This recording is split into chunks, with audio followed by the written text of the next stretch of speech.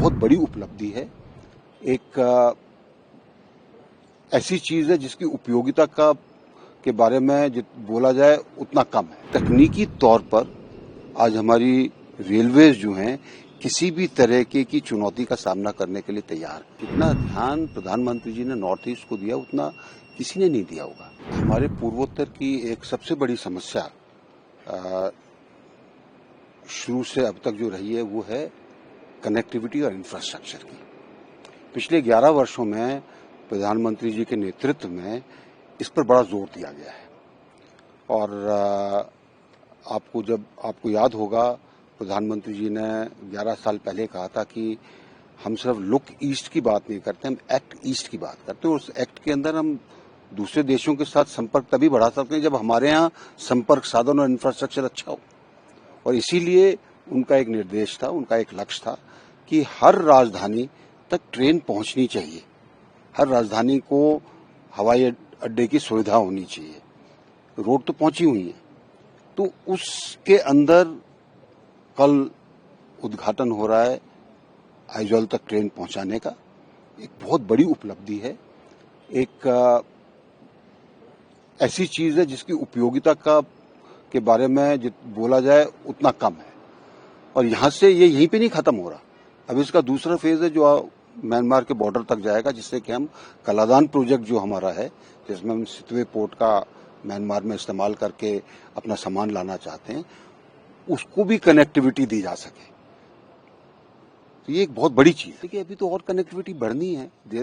और आप देखिए कि कितनी चुनौतियां होंगी इस ट्रेन को भैराबी से यहां तक लाने में, रेलवे लाइन को बनाने में बहुत चुनौतियां थी।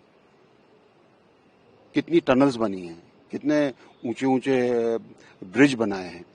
तो ये भी दिखाता है कि तकनीकी तौर पर आज हमारी रेलवेज जो हैं किसी भी तरह की चुनौती का सामना करने के लिए तैयार है। और इसीलिए हर चीज के अंदर जहां भी वो जाना चाहते हैं जा सकते हैं।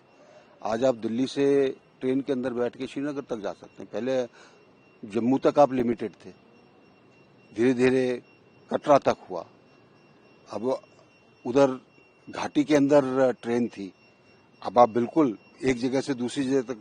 इसी तरह से यहाँ पर आप दिल्ली से बैठेंगे, आप आइजॉल तक 40 घंटे में पहुंच जाएंगे।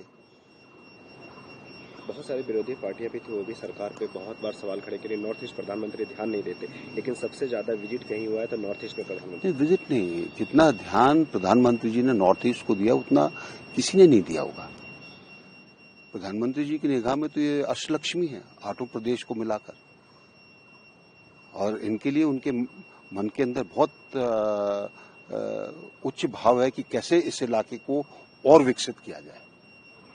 कई सारे बॉर्डर स्टेट है भारत के, वहाँ डिस्टर्बेंस है। म्यांमार बॉर्डर पे भी बार बार डिस्टर्बेंस रहता है, जैसे अभी नेपाल बांग्लादेश हुआ, उसके बाद म्यांमार। देखिए, डिस्टर्बेंस नहीं है वहाँ पे, आंतरिक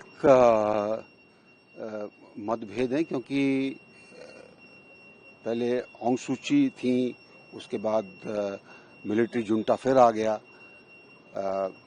शायद ये सिलसिला तो ऑंग सूची के पिताजी के टाइम से शुरू हो रखा है। अब इलेक्शन होने वाले हैं वहां पर दोबारा। जनजातीय समुदाय जो है वहां पर कई हैं, वहां पर भी हमारी तरह विभिन्नता है। तो विभिन्नता में जब आप पूरी तरह से जुड़ते नहीं हैं तो समस्याएं आती हैं। और लेकिन उस तरह की नहीं है जैसे कि आप सोच रहे हैं। म्यांमार के साथ हमारे रिश्ते अच्छे हैं। जो सीमावर्ती क्षेत्र है उसके अंदर जनजातीय समुदाय दोनों तरफ एक जैसा है। तो ये चुनौती भी रहता है आपके लिए?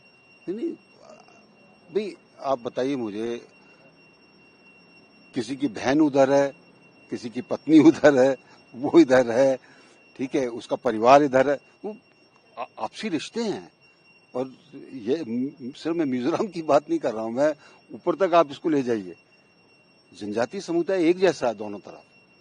तो उसका भी फर्क रहता है। तो यहाँ पे वो लड़ाई वाली चीज नहीं है।